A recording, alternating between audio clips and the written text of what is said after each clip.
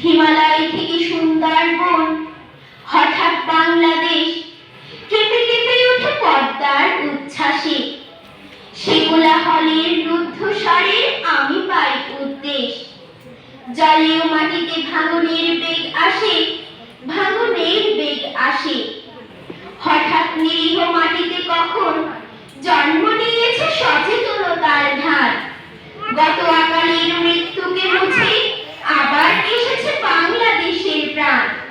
হয় ধান নয় প্রাণ, এ শব্দে সারা দেশ দিশেহারা।